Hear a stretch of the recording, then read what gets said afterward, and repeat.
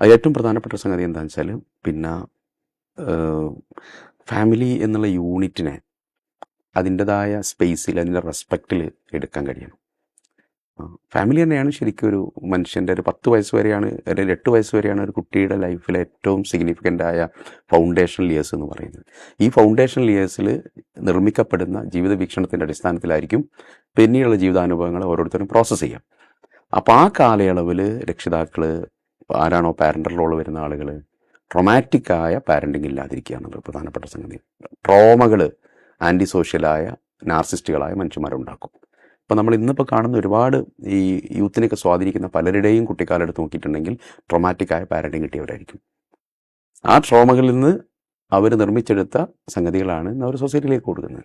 2 over parenting നടക്കുന്നുണ്ട്. അത് കുട്ടികളുടെ എണ്ണം കുടുംബങ്ങളിൽ കുറഞ്ഞപ്പോൾ സംഭവിച്ചതാണ്. നോ പറയാത്ത പാരൻസ്, പെർമിസീവായ പാരൻറ്റിങ് നടക്കുന്നുണ്ട്. അപ്പോൾ എന്തും കിട്ടും, എന്തും നടക്കും എന്നുള്ളിടത്തേക്ക് കുടുംബങ്ങൾ എത്തുന്നുണ്ട്.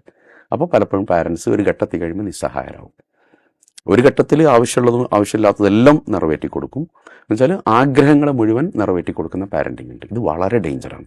അതിലൂടെ നിർമ്മിക്കപ്പെടുന്ന കുട്ടികൾക്ക് ഉത്തരവാദിത്വം ഉണ്ടാവില്ല, റെസ്പോൺസിബിലിറ്റി കുറവായിരിക്കും, വഷളത്തരായിരിക്കും അവർക്ക് കൂടുതലുണ്ടാവാൻ സാധ്യതയുള്ളത്.